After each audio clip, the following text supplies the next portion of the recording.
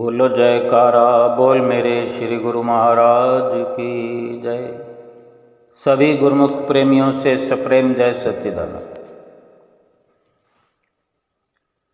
इंसान इस दुनिया में आकर के हर वक्त अपने खाने पीने की चिंता में लगा रहता है, पेट भरने की चिंता में लगा रहता है, कपड़े की चिंता में लगा रहता है, महल माड़ियाँ भरपूर रहें ये चिंता करता रहता है।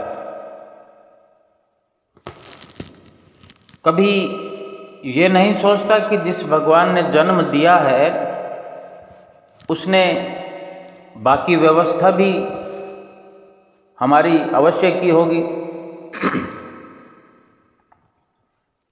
एक बहुत पुरानी कथा है, राजस्थान के एक शहर में एक बहुत बड़ा सेठ था। सब तरह से भरा पूरा परिवार, धन धान्य संपन्न। सेठ जी की पत्नी भी पतिव्रता और 2 आज्ञाकारी सुंदर और स्वस्थ शरीर पुत्र, और व्यापार का लाभ जो था सालों साल बढ़ता हुआ, धन संपत्ति बढ़ती हुई, खर्च में जो हिसाब किताब रखने वाला था, कितना खर्च हुआ हिसाब से खर्च करना कहने का भाव, और साल के अंत में हमेशा कितना कमाया कितना खर्च किया ये मिलान भी करने वाला सेठ। और पिछले वर्ष की बजाय इस वर्ष में कितना अधिक कमाया और कितना अधिक खर्च किया, मतलब हर प्रकार से ये व्यवस्था अपनी देखता रहता था। और एक दिन शहर में एक प्रसिद्ध उच्च कोटि के महात्मा आए। सेठ ने उनकी प्रसिद्धि सुन रखी थी, आदर सत्कार के लिए अपने घर लिवा लाया महात्मा जी को, खूब सेवा चाकरी की, उन्हें प्रसन्न कर दिया। महात्मा जी ने उनकी जन्मपत्री देखी, उन्होंने बताया बृहस्पति उच्च है, सब प्रकार के सुख हैं, सुखों में जीवन व्यतीत होगा, और यश वैभव भाग्य में खूब लिखा है। आप साधु महात्माओं और दीन दुखियों को प्रतिदिन अन्न भेंट किया करो, इससे आपके वंश में 5 पीढ़ी तक धन वैभव और यश बना रहेगा। अब महात्मा जी तो आशीर्वाद दिया करते हैं, सो स्वभाववश आशीर्वाद दिया कि अगर तुम्हारा बांटने का, दीन दुखियों की सेवा करने का अगर भाव बना रहेगा तो उन्होंने इस जन्म का क्या 5 पीढ़ियों का वरदान दे दिया सुखी रहने का। लेकिन वे नहीं जानते थे कि सेठ जी को कुछ मर्ज ही हो जाएगा, एक चिंता हो जाएगी। सेठ जी ने जो 5 पीढ़ियों का सुना तो उनको चिंता हो गई। अन्न वितरण करने लगा, दीन दुखियों की सेवा करने लगा। एक दिन ये चिंता सताने लगी कि महात्मा जी ने कहा कि 5 पीढ़ियों तक सब कुछ ठीक ठाक रहेगा, तो क्या 5 पीढ़ियों तक ही व्यवस्था होगी? फिर 6ठी पीढ़ी का क्या होगा? मेरे 6ठी पीढ़ी का क्या होगा? और उसके लिए ऐसा क्या करूं? देखो, 5 पीढ़ियों का जो वरदान मिला उसको अपने लाभ में लेकर, अपनी जो ये संतों महात्माओं का आशीर्वाद जो मिला उसका लाभ ना लेकर व्यर्थ की चिंता में पड़ गया, 6ठी पीढ़ी की सोचने लगा। अब सेठानी और सेठ जी के मुनीम और गणमान्य जो साथ में रहा करते थे, सबने समझाया कि सेठ जी 6ठी पीढ़ी की चिंता ही क्यों करनी है, इतनी संपत्ति है, जमा जमाया हुआ कारोबार है, 5 पीढ़ी तक भी अगर मान लिया जाए कि महात्मा जी ने वरदान दिया है, तो 6ठी पीढ़ी आने तक कोई ना कोई व्यवस्था और हो जाएगी, कोई ना कोई समर्थ 5 पीढ़ियों में ऐसा आएगा जो आगे की संभाल कर लेगा। मगर सेठ जी हैं कि मानने को तैयार नहीं थे और चिंता में दुबले पतले होते जा रहे थे, बीमार रहने लग गए। कमाल हो गया। एक दिन अन्न दान करने के लिए, अन्न वितरण करने के लिए अपनी हवेली की ड्योढ़ी पर बैठे थे कि एक गरीब ब्राह्मण भगवान का भजन करते हुए सामने से गुजरा, रुका नहीं और चलता चला जा रहा था। तो सेठ जी ने पीछे से आवाज़ लगाई, महाराज अन्न की भेंट तो लेते जाइए। तो ब्राह्मण देव ने भी विनम्रता से उत्तर दिया, सेठ जी इस समय के लिए मुझे पर्याप्त अन्न की प्राप्ति हो गई है और संध्या वेले के भी हो सकता है किसी दाता ने घर पर सीधा भेज दिया होगा, रसोई का सामान भेज दिया होगा, मुझे विश्वास है।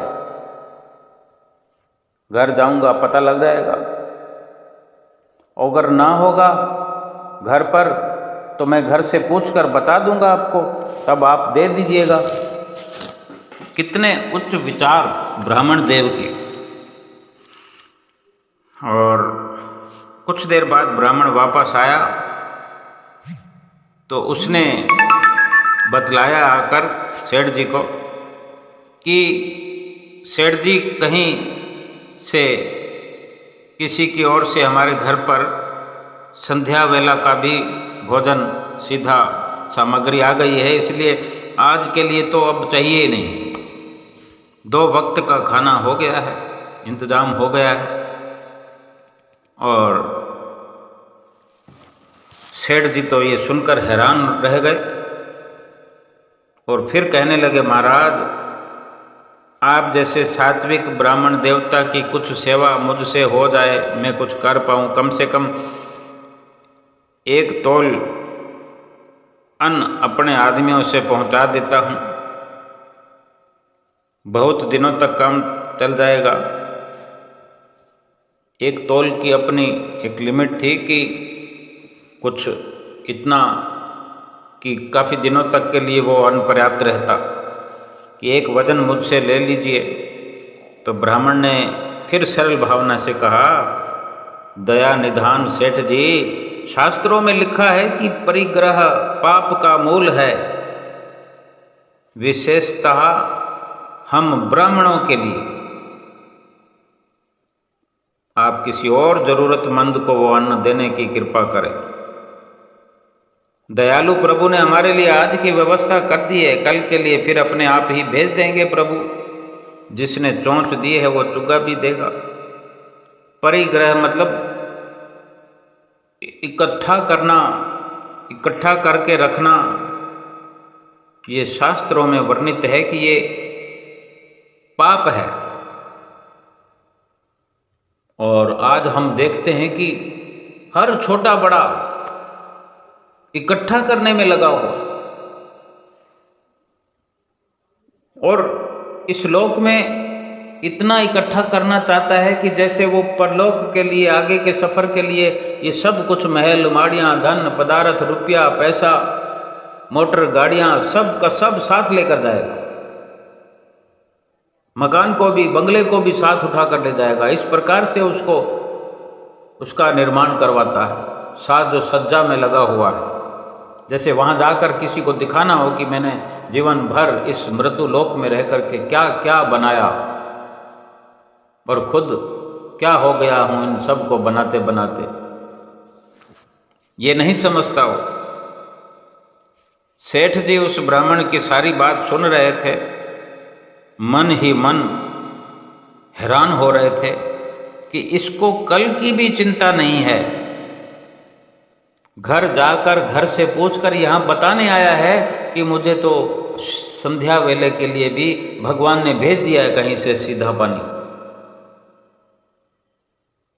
और इतनी मिन्नतें करने पर भी कुछ लेने को तैयार नहीं है। शास्त्रों का वर्णन सुना रहा है कि ज़्यादा एकत्र करना पाप है। जो आसानी से मिल रहा है, मिन्नतों से मिल रहा है इसे, उसे भी ये लेना नहीं चाहता, स्वीकार नहीं करता। और एक मैं हूँ जो छठी पीढ़ी की चिंता में घुला जा रहा हूँ, मरा जा रहा हूँ, इतना कमज़ोर हो गया हूँ, दुबला पतला हो गया हूँ। बात समझ में आ गई, बात समझ में आ गई। दूसरे दिन से वो सेठ जी स्वस्थ होते चले गए, प्रसन्न दिखाई देने लगे, और जो दान धर्म किया करते थे उस मात्रा को बढ़ा दिया। उनके चेहरे पर शांति की एक चमक दिखाई पड़ने लगी, चेहरा चमचमाने लगा। लेकिन हम कब समझेंगे? हमें कैसे समझ आएगी कि हम जो रात और दिन एकत्र करने में लगे हुए, हमें विश्वास ही नहीं है कि प्रभु हमारे लिए कुछ सोच कर बैठे हुए हैं। कुदरत ने कुछ हमारे लिए रचना रची हुई है। हम संसार में आए हैं तो कुदरत ने रचना रचाई ही है। जब बहुमूल्य शरीर की व्यवस्था भगवान ने, परमेश्वर ने हमारी की है, तो फिर इसके खाने पीने की कौन सी बड़ी बात है? लेकिन हम जब तक समझ नहीं पाते और जब तक हम किसी अच्छाई को स्वीकार नहीं कर पाते, उस सेठ जी ने तो स्वीकार कर लिया और उसका सब कुछ स्वास्थ्य जो गिर रहा था वो लौट आया। लेकिन हमें ये समझना है दृष्टांत से कि हमें कल की चिंता छोड़ करके, आज की चिंता छोड़ करके, बल्कि चिंता को पूर्ण तौर पर छोड़ करके, त्याग करके चिंता का, भगवान का चिंतन करना चाहिए। क्योंकि ये हमारा असल काम है इस दुनिया में आकर करने के लिए। हम ये स्वीकार करें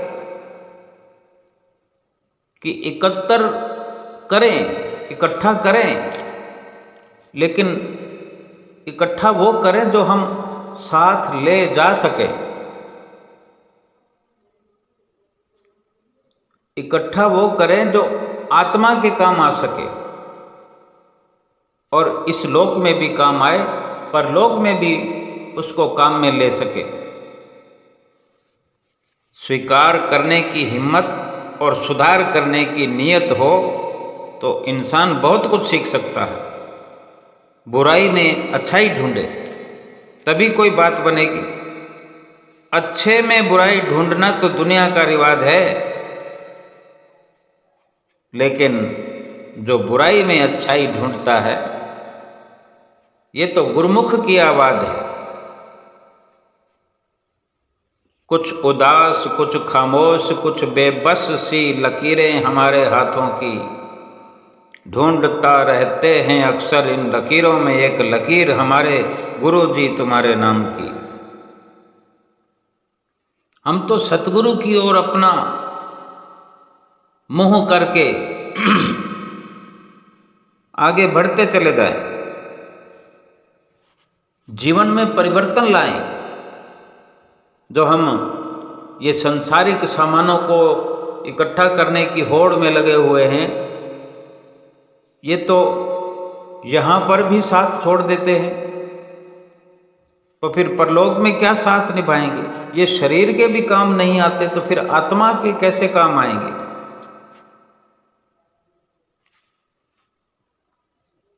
आत्मा के काम आने वाली तो भगवान की भजन बंदगी है, प्रभु का नाम है। ये परिवर्तन हम आज करें, अभी करें, और ये जिंदगी भी परिवर्तनों से बनी है।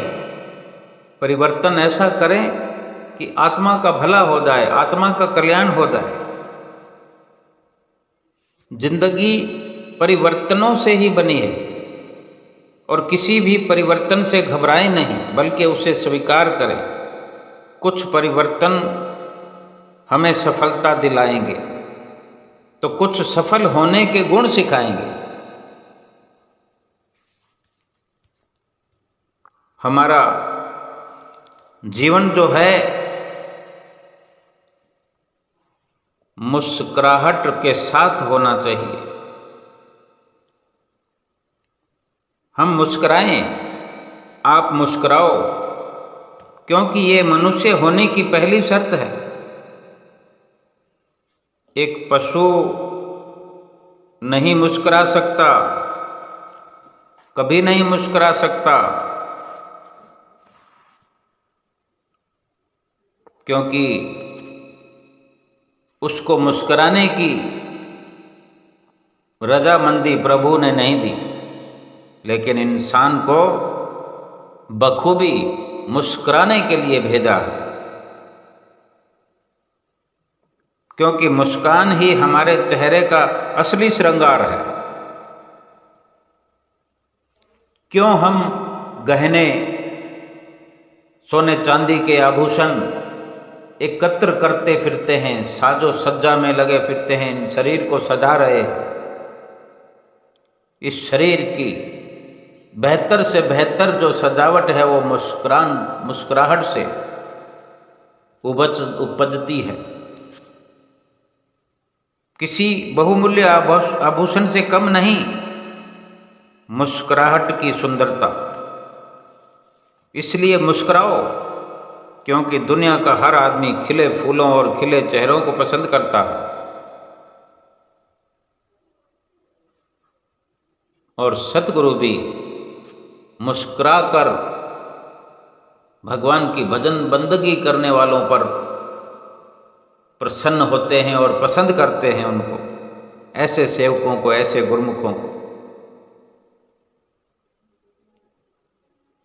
क्रोध में तो किसी को अगर आशीर्वाद भी दे दिया जाए तो वो भी किसी को पसंद नहीं आता, और मुस्कुरा कर तो किसी को बुरी बात भी बोल दी जाए तो भी तीर की तरह चुभती नहीं है। इसलिए मुस्कुराओ, क्योंकि परिवार में रिश्ते तभी तक कायम रह पाते हैं जब तक हम एक दूसरे को देखकर मुस्कुराते रहते हैं। हमारी हंसी जो है, हमारी मुस्कुराहट जो है, किसी की खुशी का कारण बन सकती है। अगर हम किसी के चेहरे पर मुस्कुराहट ला सकते हैं, किसी के दिल को अगर खुश कर सकते हैं, प्रसन्न कर सकते हैं, तो ये भी एक परोपकार है।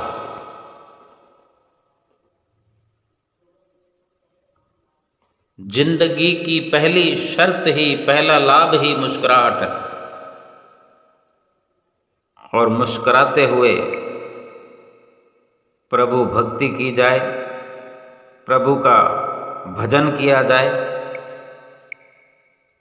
तो सतगुरु की प्रसन्नता कई गुना बढ़ जाती है।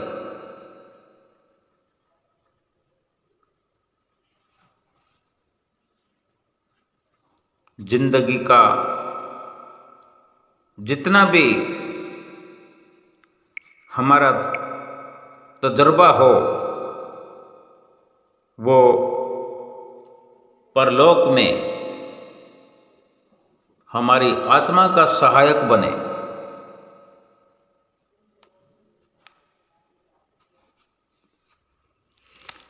एक बार किसी व्यक्ति ने गुरु महाराज जी से पूछा कि सत्संग खत्म होने के बाद हम फिर से दुनिया के कामों में उलझ जाते हैं, तो क्या सत्संग सुनने का फायदा होता है? तो गुरु महाराज जी ने सुंदर शब्दों में कथन किया कि एक पत्थर को आप पानी में रखो तो वो गल तो नहीं सकता, लेकिन जितनी देर वो पानी में रहेगा उतनी देर सूर्य की गर्मी से तो बचा रहेगा। इसी तरह अगर आधा घंटा, पौना घंटा, 1 घंटा जो आप सत्संग सुनते हैं, भले अच्छी तरह ना भी सुना जाए,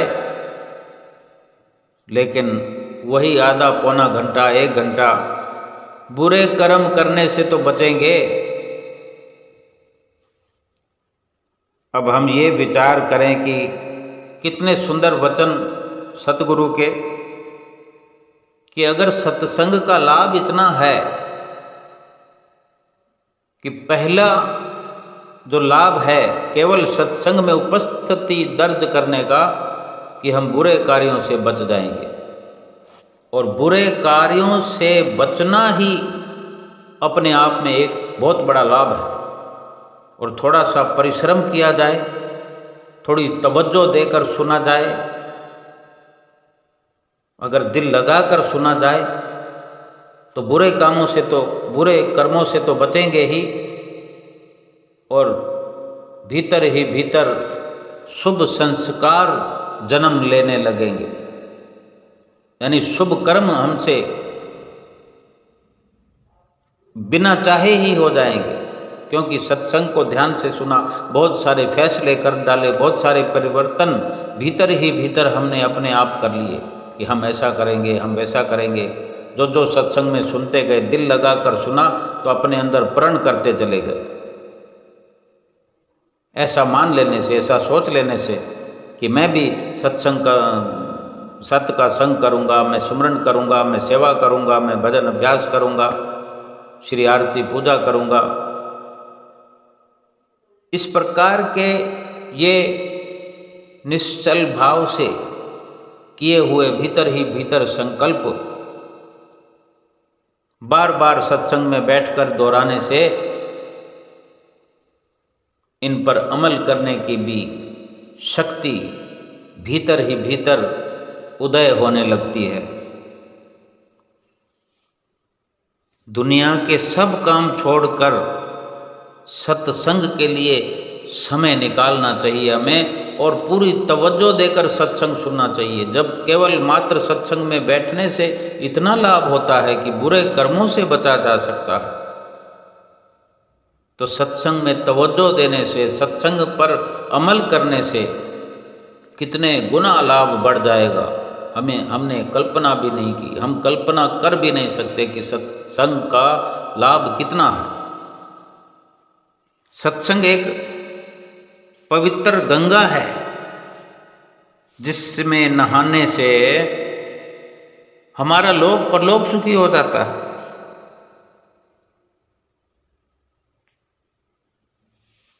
साबुन से मैला मन नहीं ढुकता, पानी में नहाने से शरीर धुल सकता है, मन साफ नहीं होता। मन को पवित्र करने के लिए सत्संग ही है, परिवर्तन के लिए सत्संग ही है, जहां लोक परलोक सुहेला होता है। और ऐसा अवश्य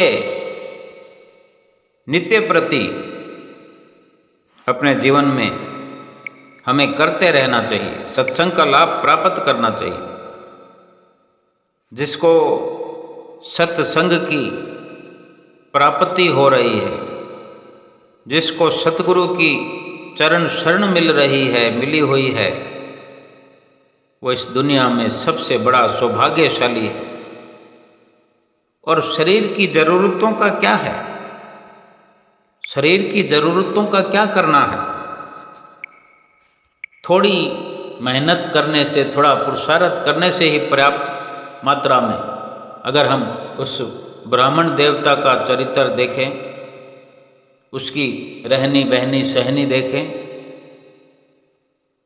कि वो क्यों ऐसा आचरण कर रहा है कि उसका ध्यान हर वक्त भगवान में लगा हुआ है। भगवत भजन करता हुआ जो चला जा रहा था धुन में, वो राजा उस सेठ से अन्नदान की जरूरत को नकारते हुए अपनी मस्ती में जा रहा था। और कितना सुंदर उपदेश दे गया उस सेठ को कि सेठ का परिवर्तन हो गया। सेठ के विचार परिवर्तन हो गए, सेठ की विचारधारा शुद्ध हो गई, उसका स्वास्थ्य बदल गया, उसके स्वास्थ्य में परिवर्तन हो गया, उसकी मानसिकता में परिवर्तन हो गया। हमारा मिलान, हमारी सोच, हमारे विचार ऐसे शुद्ध हों, हमारे जीवन का जो दृष्टिकोण हो ऐसा हो कि दूसरों को भी लाभ प्राप्त हो। ब्राह्मण ने कुछ नहीं दिया सेठ जी को, अपनी सुंदर विचारधारा से अवगत कराते हुए सेठ का काया पलट कर दिया। जो छठी पीढ़ी की चिंता करता था उसको छठी पीढ़ी की चिंता से मुक्त कर दिया। 5 पीढ़ियों के सुख वैभव का वरदान जो महात्मा जी ने दिया था उससे भी कहीं बढ़कर वरदान उसने, ब्राह्मण देवता ने सेठ को ऐसा दिया कि उसके ज्ञान चक्षु खुल गए। हम ऐसा कर सकते हैं, हम दूसरों के दिलों में उजाला कर सकते हैं। हमें सतगुरु ने भरपूर नवाजा है ऐसे सुंदर विचारों से, सुंदर नसीहतों से, जो हम भी अमल करें स्वयं और दूसरों के लिए भी प्रेरणा का स्रोत बने। हमारे श्री सतगुरुदेव महाराज जी हमारा भला चाहते हैं, हमें लाभान्वित करना चाहते हैं, हमें आनंद मंगल करना चाहते हैं, सुखों से भरपूर करना चाहते हैं, आत्मिक सुखों से भरपूर करना चाहते हैं। हमारी आत्मा की बेहतरी के लिए हमारे श्री परमहंसों ने 5 नियमों की ये श्रृंखला कड़ी बनाई है, 5 नियम निर्धारित किए हैं श्री पंचम पातशाही गुरु महाराज जी ने। और 2 घंटे भजन अभ्यास हमारे तृतीय पातशाही गुरु महाराज जी ने लंबे समय से जो हम सुनते आ रहे हैं, निर्धारित हमारे लिए इसलिए किए कि हम भजन अभ्यास करके 5 पीढ़ी 6 पीढ़ी तो क्या जन्म जन्मांतरों के दुखों के बंधन से मुक्त हो जाए। ना हमें दान करने की ज़रूरत है, न पुण्य करने की ज़रूरत है, न किसी की चिंता करने की ज़रूरत है। हम अपनी आत्म चिंतन में लगे, आत्म कल्याण में लगे, अपनी आत्मा का उद्धार सर्वप्रथम करें। सब कुछ संवर जाएगा, सब सुधार हो जाएगा। हम अपने विचारों में शुद्धता लाएं। शरीर के लिए और शरीर के निमित्त सोचने की जरूरत नहीं है। केवल प्रयास मात्र इतना ही करें कि शरीर का गुजर बसर हो जाए, खान पान पहरान हो जाए। धन एकत्र करने के लिए मारा मारा फिरना, महल माड़ियाँ बनाने के लिए, मोटर गाड़ियाँ खरीदने के लिए, उनमें सवारी करने के लिए रात और दिन चिंतातुर अवस्था में रहना, धन उपार्जन के लिए छल कपट करना, झूठ बोलना, उल्टे सीधे कार्य करना, ठगियाँ करना, ये सुख का हेतु नहीं हो सकता, बल्कि ये जीवन भी दुखी रहता है और परलोक भी दुहेला हो जाता है। मन पहले मेला हम यहाँ लेकर आए हैं और फिर आगे के लिए और भी मेला कुचेला हो जाएगा।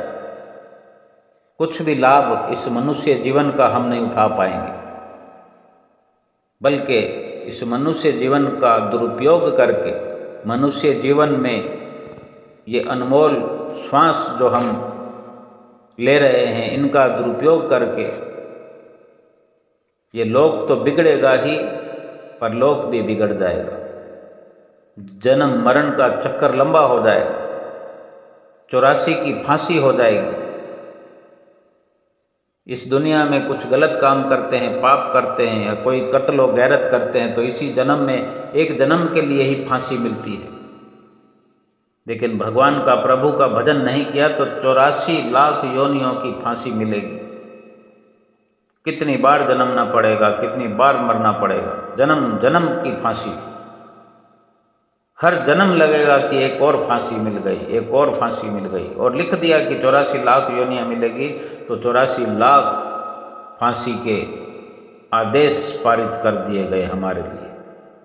केवल इतना ही कि प्रभु का भजन नहीं किया तो केवल इतना सा कार्य हम अपने जीवन में क्या नहीं कर सकते? कर सकते हैं, बखूबी कर सकते हैं और करना चाहिए। और हम करें, आज से करें, अभी से करें। पहले हम ये संसार के सुख वैभव, शरीर के सुख वैभव, शरीर को खिलाने पिलाने की, शरीर को आराम दिलाने की, यही सब चिंता किया करते थे, यही कोशिश, यही प्रयास किया करते थे। अब हम आत्मा के लिए आज से शुरू करें। आत्मा को भजन भक्ति की खुराक से मालोमाल करने के यत्न में हम लग जाएं। आज से शुरू करें, अभी से करें। लाभ हमको प्रत्यक्ष दिखने में आएगा। ये परिवर्तन ऐसा हो जाए कि जो हमारी पहले महापुरुषों के नज़रिए से देखें तो काग की वृत्ति, जो कि संसार के ये सामान, संसार के ये झूठे सुखों वाले साधन, ये संतों महापुरुषों ने जैसे काग गंदगी फरोलता है, गंदगी में अपनी चोंच डालता है, उसके न्याय बताया है। फरमान भी है कि पहले ये मन काग था, करता जीवन घात, अब तो मन हंसा भया, चुग चुग मोती खात। कि जब संसारिक सामानों में और संसार की सुख लोलुपता में सुखी और सुख भरे ये पदार्थ केवल दिखते मात्र हैं, केवल दिखाई देते हैं, सुख होता नहीं है इनमें। जब तक इन पर आसक्ति बनी रहती थी तो संतों महापुरुषों ने काग वृत्ति कहा है। इंसान काग वृत्ति में गुजर बसर करता है कि पहले इंसान का मन काग था क्योंकि आत्मा का हनन कर रहा था। आत्मा के लिए कुछ भी ना करके शरीर के लिए रात और दिन खोज में लगा हुआ था, तो एक प्रकार से गंदगी में लगा हुआ है। और अब ये मन हंसा हो गया है क्योंकि उन क्षणभंगुर झूठे संसार, इन सब को छोड़ करके अपनी सुरती को मालिक के चरणों में, सतगुरु के चरणों में लगा दिया है और भक्ति करने लगा है। इसको संतों महापुरुषों ने भक्ति को मणि माणिकों के न्याय बताया है, हीरो मोतियों के समान बताया है। कि जैसे एक हंस हीरे मोतियों की खुराक, हंस जो है सच्चे मोतियों को चुन करके खाता है। काग वृत्ति हंस वृत्ति में तब्दील हो गई।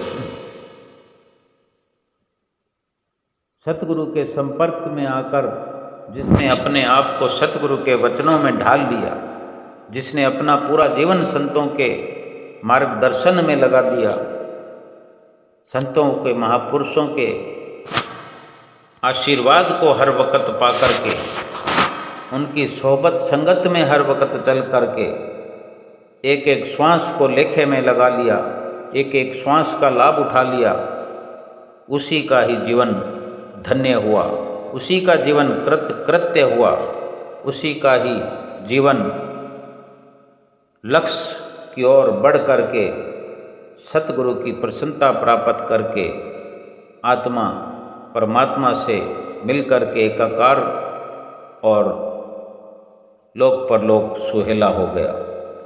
बोलो जयकारा बोल मेरे श्री गुरु महाराज की जय।